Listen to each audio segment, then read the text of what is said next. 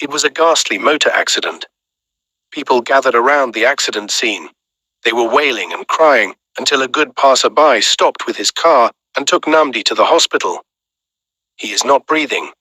"Why take him to the hospital?" Some of the women who stood around the accident scene screamed. "Are you a doctor? How can you confirm that he is dead?" "Just on this road," said the angry passerby just before he sped off. His face was badly wounded. Nnamdi laid on the car as though he is dead. He was rushed to 3 private hospitals in Abuja, but was rejected. Luckily, on arrival at New Hope International Hospital, the doctors took him in. He was confirmed to be alive, and the doctors commenced with his treatment. Meanwhile, Susan looked everywhere for her husband until she got a wind of TTE accident through a call from the hospital. She drove speedily to the hospital with their only daughter, Dara. Both Nnamdi's wife, Susan, and their only daughter, Dara, were devastated by the news of the accident. He had multiple surgeries, each of which were successful. Nnamdi made tremendous progress in his facial surgeries. After 21 days of rapid recovery, the bandage was removed from his face. On the day the heavy bandage was to be removed, he was so happy he would be relieved of carrying heavy bandages all over his face. When the bandage was finally removed, Nnamdi opened his eyes, but could not see his wife Susan and his daughter Dara, who were standing before his very eyes. Nnamdi was devastated. Susan and Dara too were very sad.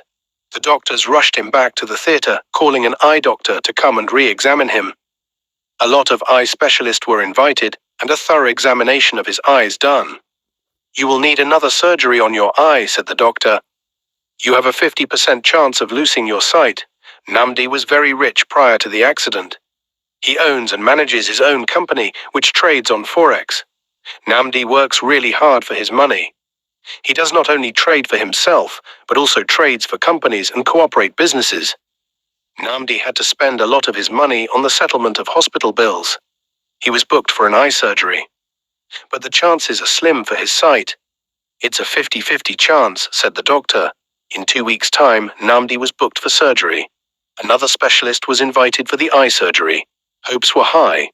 It was a huge surgery that depleted all of his savings. Yet after the surgery, Nnamdi's sight remained as it was. Blind, he needed to wear medicated glasses and stayed under the shade at all times. "There is still 50% chance you can see," the doctor assured him. As days turned into weeks and weeks into months, Nnamdi's hope began to wane. Nnamdi found himself in a tight situation. "Of all the places this accident could affect, it was my sight. My means of livelihood," Nnamdi lamented to himself. He needed his sight in order to operate his laptop and do his business. Nnamdi wasn't doing anything for more than 3 months. At first, Susan found herself a job and began to support. Things, however, was not the way it used to be. Finally, Susan's patience reached its breaking point. Susan became verbally abusive to her once loving, overprotective, and benevolent husband. She has always boasted about Nnamdi to her friends. After he bought her a brand new Lexus, she was very happy. She showed off at every opportunity she could, dangling her car keys as AHE walked into the bank, the market, and even the church. But now Nnamdi could no longer see. The world has ended for her. From then on, Susan always finds opportunity to abuse her husband Nnamdi. "You dead man.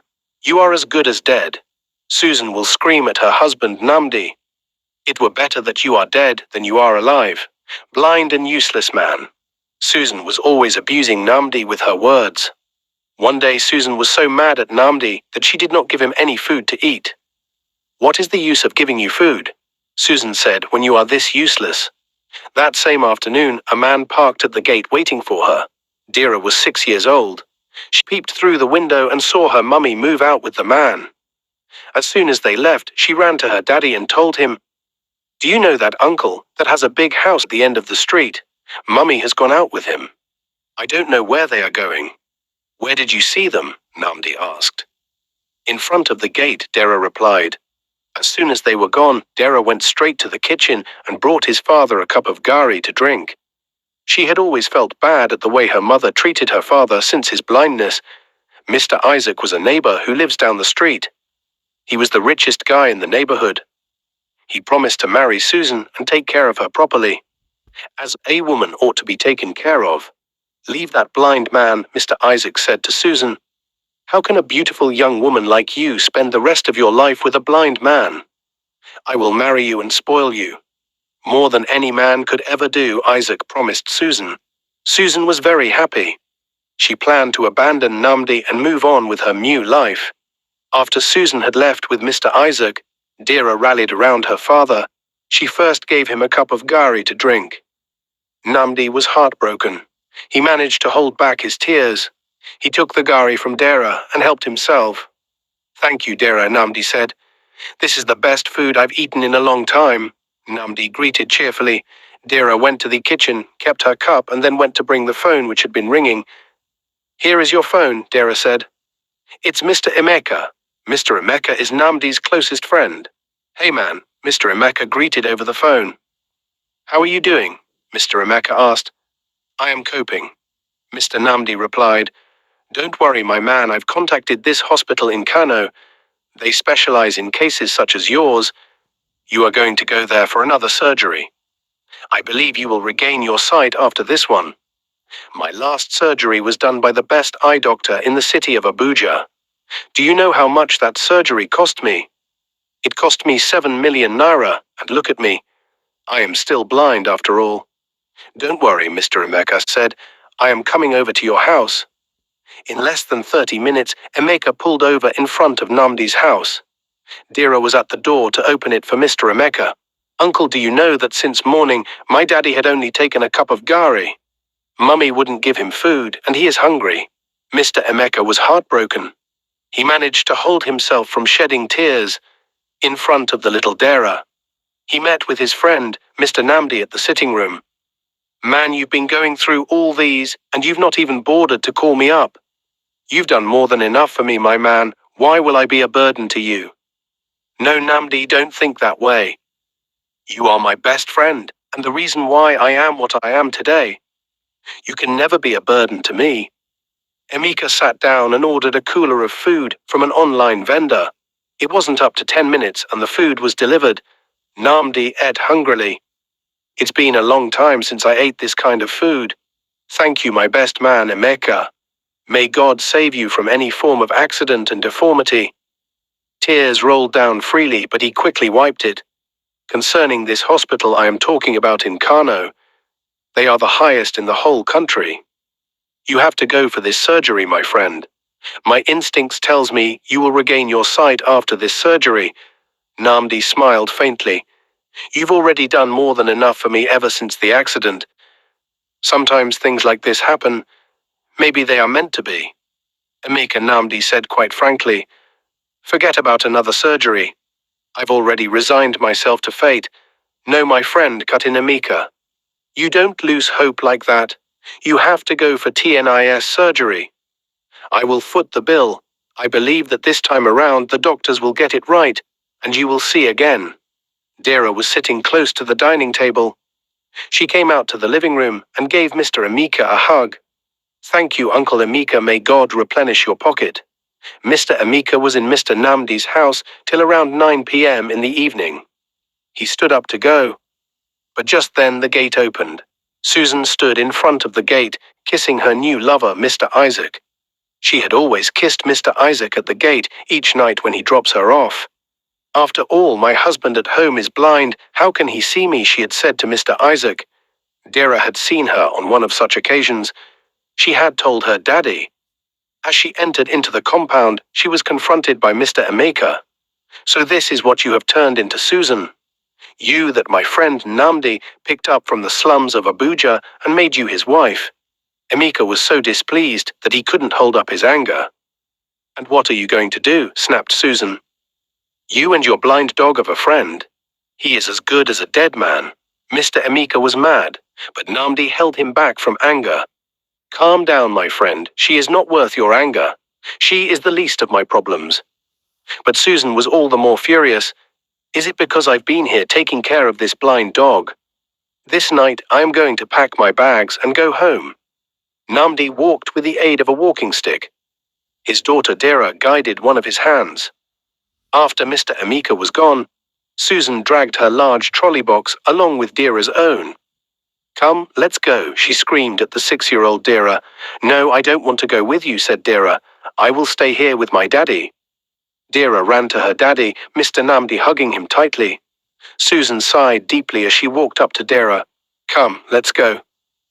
"You stupid little girl," but Dira screamed with all her strength, clutching tightly at his daddy. Mr. Isaac was waiting at the gate. When Susan saw that she couldn't pull out Dira, she went to join Mr. Isaac, who was already waiting for her. The next morning, Mr. Emeka came over to the house. He made arrangement with an online food vendor to deliver food every day to Mr. Nnamdi's residence. He also finalized arrangements for the surgery at the optical eye center in Kano. Dira was to stay with Mr. Emeka's family in the course of 3 months. Mr. Emeka also made arrangements for a paid aide who will help take care of his friend Nnamdi in the course of his hospital stay. Meanwhile, Susan moved in with her new heartthrob, Mr. Isaac. He is a very young, rich multi-millionaire who sells hard drugs. Everything moved on smoothly for Susan. Mr. Isaac spoilt her silly with lots of money. He bought her a new car, more advanced model than the one Mr. Nnamdi bought for her. One day, Mr. Isaac gave a surprise online proposal to his girlfriend Susan. Her friends were happy for her. Amanda and Jennifer had encouraged her to leave her husband 6 months after the accident. "We told you that you should leave that man. Thank God you finally made the right decision. Tell me, if you didn't make the right decision of finding another man, would you have had this beautiful car gift?" they said to her as they came over to celebrate her new gift. Susan was very happy to have listened to her friends' advice. "Thank you for saving me from suffering. If not for your advice, I would still have been suffering with that dead dog." Isaac's residence was becoming popular in Abuja. It was a place where illegal drugs are sold. Money was flowing in from the drug sales, and Susan was at the greatest peak of her newfound life with Isaac. She has a lot of money to spend. Every weekend, she will close a clubhouse. It was party time with all her friends. The big girls in town fought to belong to her circle of friends. Meanwhile, Mr. Nnamdi had just arrived Kano State for his eye surgery. He finally agreed with his friend Mr. Emeka on giving it one more chance. There at Kano, Mr. Nnamdi was operated upon multiple times on his right eye, then on his left. It was a delicate series of surgery that took a period of 3 months. Dira now lives with Mr. Emeka's family. Mr. Emeka travels once every month to Kano State to see how his friend was faring. The day arrived for the bandage to be removed from Mr. Nnamdi's eyes. Before then, he was asked to speak with his best friend, Mr. Emeka. "You have given it your best shot, my man. The rest belongs to God," said Mr. Nnamdi. The doctors came in that morning and Mr. Nnamdi's bandage was removed. Nnamdi opened his eyes, and to his greatest surprise, he was able to see a dim light. He could not hold back his joy. He called back Mr. Emeka, spoke to his daughter Dera, and spoke with all Jaid family members who had also given him words of encouragement. Mr. Nnamdi could not hold back his joy. In 2 weeks' time, he was back to Abuja. He adhered to the hospital's instructions not to go back immediately to the screen light. "You need to stay in a dim place till your eyes is stable enough," the doctor said. 3 months later, Nnamdi was able to return to his forex trading business. His daughter Dira was back to the house and his business was back too. Mr. Nnamdi worked hard as he started over again with the little capital Mr. Emeka gave him. He gradually came back to his feet. One day, Mr. Nnamdi was coming out from a fast food restaurant with his daughter Dira when they bumped into his wife Susan. She acted as though she does not know them and turned towards another direction. A lot of Susan's friends came to her telling her that her former husband, Mr. Nnamdi, had gotten back to his feet again. "He has also regained his sight," continued Amara. "Good for him," replied Susan. "What do I have to lose? After all, the man I am now with is richer than he is." A month later, Mr. Isaac was implicated in a drug deal. He was arrested by the police and put into the police custody. It was a complicated court case, and Mr. Isaac was to be sentenced to 10 years in prison with hard labor. His family hurriedly came over to auction his house. This house had to be auctioned to save our brother from going to jail. But Susan protested the development. "I am his wife, and I can't agree for you guys to auction this house." Mr. Isaac's brothers were furious at Susan. "When did our brother even marry you? He only threw engagement party for you. Where did you ever see an engagement party becoming full-blown marriage ceremony? With these questions, they threw all of Susan's properties outside the house. Susan could not believe that she will go homeless. To make the matters worse, she had earlier sold her car to help offset the lawyer's bills. Susan packed her property and called a cab. "Drive me straight to my husband's house." She directed the cab as it pulled over at Mr. Nnamdi's house. It was a cool Sunday evening, and Mr. Nnamdi was enjoying his fresh fish pepper soup with white rice. He had hired a chef to cook for him and his daughter Dara. The doorbell rang and the security opened the gate. It was Susan. The security man, Mr. Sabinus, came back to Mr. Nnamdi.